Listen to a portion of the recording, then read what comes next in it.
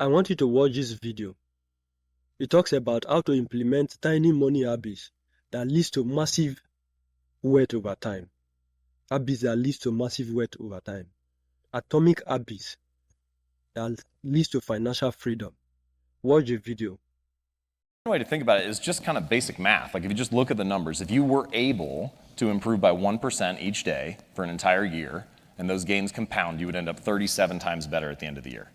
And if you were to get 1% worse, you would whittle yourself almost all the way down to zero. What's interesting here is that everybody wants a transformation, right? Everybody wants a radical improvement, want rapid success. But we fail to realize that small habits and little choices are transforming us every day already.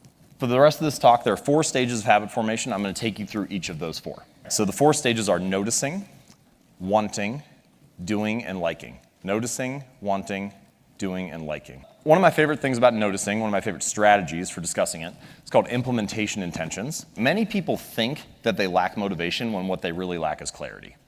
They think that they need to get more motivated, that they need willpower in order to execute on a habit. If I just felt like writing, if I just felt like meditating, if I felt like working out, then I would do it. But in fact, they don't have a plan for it, and so they wake up each day thinking, I wonder if I'll feel motivated to write today. I wonder if I'll feel motivated to work out today. But instead, you can take the decision-making out of it by explicitly stating when, where, and how you want to implement the habit. It sounds easy to say, let's just start a plan, let's write down exactly what you should do, and then maybe you'll follow through on it. But of course, we all know that there are challenges that arise, it's not quite that easy. So here's a little strategy that I like to use to make sure you can come up with a better plan of action, and it's called a failure pre-mortem. So the way that it works is you think about the habit, the project, the goal, whatever the most important thing is that you want to work on, and then I want you to imagine, fast forward 6 months from now and you failed. And then tell the story of why you failed. What happened? What challenges did you encounter? What was it that took you off course? Once you have all that stuff laid out on the table in front of you, you can start to make better choices about how to develop a plan. You can start to have if-then plans. So not only do I want to exercise for 20 minutes on Monday at 5 p.m., but also if I do not exercise because I have to take my kid to practice or whatever, then Tuesday morning at 7 a.m. I will go in, right? You can have ways to adjust for these challenges. Stage 2, wanting. One of the most overlooked drivers of habits and human behavior is our physical environment. And this is an interesting insight about our desires. Your environment often influences them. We want things simply because they are an option, right? Simply because they are in front of us at the time. Thankfully, you don't have to be the victim of your environment. You can also be the architect of it. You can decide to design something to make your good behaviors easier and your bad behaviors harder.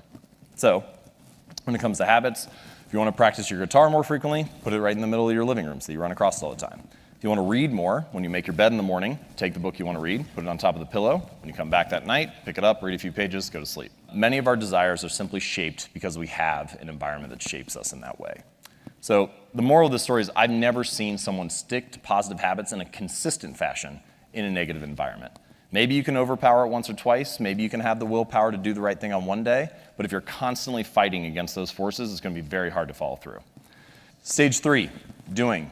The important insight here, especially for habits, is that in the beginning, the most important thing is just to shut up and put your reps in. Just make sure that you hone the skill, right? And you can start to think of it, the way that I like to think of it is that any outcome that you wish to achieve is just a point along the spectrum of repetitions. So if you have few reps to more reps, and you can imagine an easy goal, a moderate goal, a hard goal, the more reps that you put in, the more likely you are to achieve that goal.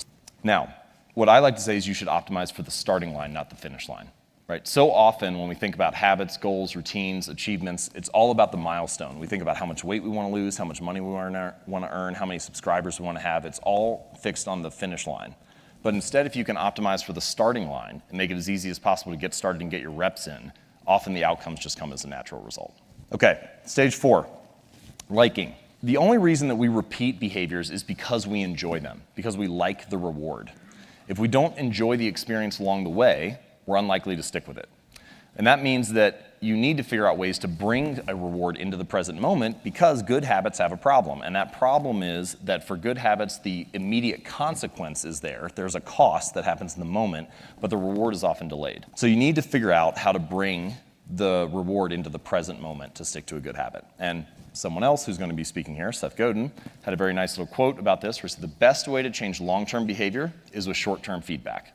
And one way to think about that is that Long-term behaviors, sticking with writing for years on end or going to the gym and so on, they have those delayed consequences. So you need a way to enjoy it in the moment. So here's what I think you should do. Get a wall calendar where you can see every day of the year mapped out on it. And then any day that you do your task of writing jokes for 15 minutes, I want you to just put an X on that day. And you'll have a couple false starts here and there, but at some point you're going to get a little bit of a chain going, right? You get 4, 5, 6, 7, 8 days in a row. And at that point, your only goal becomes to don't break the chain. Doesn't matter how good or how bad the jokes are, doesn't matter if it makes it into your material, just don't break the chain. What's interesting about this is that by measuring your progress, you get an immediate reward in the moment, right? The reward of like having a great stand-up routine 40 days from now or 40 weeks from now or whatever, is not, it's so delayed that you need something in the moment that makes you feel good. So if you do those 15 minutes, you can cross that off. That's a way to get an immediate hit, a little bit of a reward by tracking it. We often fear that in order to achieve something new, to become someone new, we have to abandon everything that we are. But in fact, that's not how it works. Change can happen plank by plank, board by board, habit by habit. And gradually, you can become someone new. With consistency and repetition, you can actually change not only your results, but actually your identity. Is because the more evidence that we have for a belief, the more likely we are to believe it. So if you go to church every Sunday for 20 years, you believe that you are religious. If you study Spanish every Thursday night for 20 minutes, you believe that you are studious. The actions that you take provide evidence for who you are. And it's not that habits matter more necessarily on an individual basis. Each moment in life matters. But what ends up happening is that over the broad span of time, things that you do once or twice fade away, and things that you do time after time, day after day, week after week, accumulate the bulk of the evidence for what you believe about yourself. And so every action that you take is actually a vote for the type of person that you want to become. If you want to become someone new, then you can take a new action and begin to accumulate evidence for that identity, for that belief about yourself. And that the more votes that you cast, the more likely you are to win the election. You don't need to be unanimous. You don't have to be perfect all the time. You just need to have the body of work. So true change is actually not behavior change, it's not results change, it's not process change, it's identity change. The goal is not to read a book, it's to become a reader. The goal is not to write a book or write an article, it's to become a writer. The goal is not to run a marathon, it's to become a runner, to become a type of person, to develop an identity. And the way to being something or becoming someone is through doing something. So every time you sit down to write, every time you practice that habit, you are being a writer. Every time you play a sport, you're being an athlete. Every time you practice painting or music or whatever, you are being an artist. And habits are not only the method through which we achieve external measures of success, like losing weight or earning more money or meditating and reducing stress. They are also the path through which we achieve internal change and actually become someone new. They're the path through which we forge the identity that we have, the deepest beliefs we have about ourselves, our sense of self. And so if you can change your habits, you can change your life.